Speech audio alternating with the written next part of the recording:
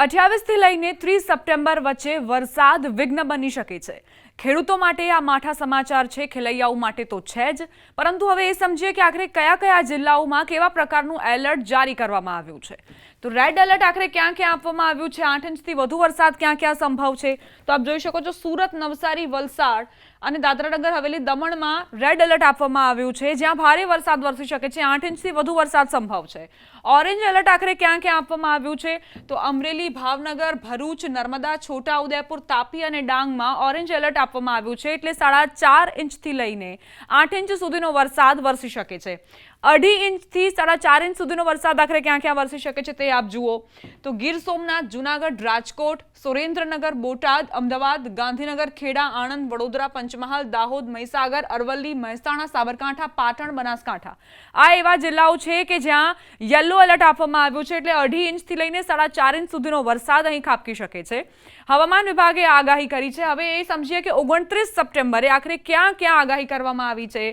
તો 8 ઇંચ સુધીની આગાહી કરવામાં આવી છે અમરેલી અને ભાવનગર માટે, એટલે સૌરાષ્ટ્રના આ બે જિલ્લાઓને સાવધાન રહેવાની જરૂર 29 તારીખે। અને ઓરેન્જ એલર્ટ રાજકોટ, જૂનાગઢ અને ગીર સોમનાથ સાથે સુરત, તાપી, નવસારી, ડાંગ અને વલસાડમાં આપવામાં આવ્યું છે, જ્યાં 4.5 ઇંચથી 8 ઇંચ સુધીનો વરસાદ ખાબકી શકે છે। યલો એલર્ટની વાત કરીએ કે જ્યાં 2.5 થી 4.5 ઇંચ સુધીનો વરસાદ, તો કચ્છ, મોરબી, જામનગર, દ્વારકાનો સમાવેશ થાય છે, સુરેન્દ્રનગર, બોટાદ, અમદાવાદ, આ સિવાય આણંદ, વડોદરા, ભરૂચ, પાટણ, બનાસકાંઠા એવા જિલ્લાઓ છે કે જ્યાં યલો એલર્ટની આગાહી આપવામાં આવી છે। 30 સપ્ટેમ્બરે આખરે ક્યાં ક્યાં આગાહી કરવામાં આવી છે તે પણ સમજીએ તો આપ જોઈ શકો છો, અહીં રેડ એલર્ટ ક્યાંય નથી આપવામાં આવ્યું, ઓરેન્જ એલર્ટ આપવામાં આવ્યું છે। દ્વારકા, પોરબંદર, જૂનાગઢ અને ગીર સોમનાથમાં ઓરેન્જ એલર્ટ આપવામાં આવ્યું છે, અને યલો એલર્ટ કચ્છ, મોરબી, જામનગર, રાજકોટ, અમરેલી, ભાવનગર અને સુરત, નવસારી, તાપી, વલસાડ અને ડાંગમાં આપવામાં આવ્યું છે યલો એલર્ટ। તો આ પ્રકારની સ્થિતિ 28, 29 અને 30 સપ્ટેમ્બરના રોજ રહેશે। હવે એ સમજીએ કે અથરેયા શેટ્ટી, હવામાન નિષ્ણાંત, તેમનું શું માનવું છે, તેમણે જે મેપ જારી કર્યું છે 27 સપ્ટેમ્બરની બપોરે, તે શું દર્શાવી રહ્યું છે। તો આ ટ્રેક આપ જુઓ, બંગાળની ખાડીમાંથી આ જે સિસ્ટમ છે તે ટ્રાવેલ કરીને અને ત્યારબાદ અહીં છત્તીસગઢ, મહારાષ્ટ્રની બોર્ડર પર પહોંચી ચૂકી છે, એટલે કેટલાક એવા વિસ્તારો છે જ્યાં અસરો પણ જોવા મળી રહી છે વરસાદની। હવે આ ધીમે ધીમે ટ્રાવેલ કરીને આ જે રૂટ આપ જોઈ રહ્યા છો એ સંભવિત રૂટ છે આ સિસ્ટમનું, જે ટ્રાવેલ કરીને મહારાષ્ટ્રથી થઈને અને ત્યારબાદ દરિયાથી થઈને ગુજરાત સુધી પહોંચે અને તેનો વ્યાપ પણ વધુ પ્રમાણમાં જોવા મળી શકે છે।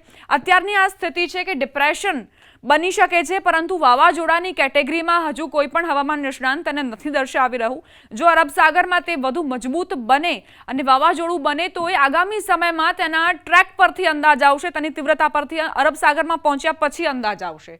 આ જે સંભવિત આપ રૂટ જોઈ રહ્યા છો, એટલે કે અસરો અહીં વર્તાશે 28 થી લઈને 30 સપ્ટેમ્બરની વચ્ચે। મહારાષ્ટ્રમાં પણ અસરો વર્તાશે અને ગુજરાતમાં પણ અસરો વર્તાશે। તો આ પ્રકારની સ્થિતિ રહેશે આ સિસ્ટમની। હજુ તેમાં બદલાવ આવી શકે છે, આ સંભવિત ફોરકાસ્ટ છે, કારણ કે આ જે બંગાળની ખાડીની સિસ્ટમ છે અત્યાર સુધી જે તેનો ટ્રેક હતો તે એ જ દર્શાવવામાં આવી રહ્યો હતો જે અનુમાનિત હતો।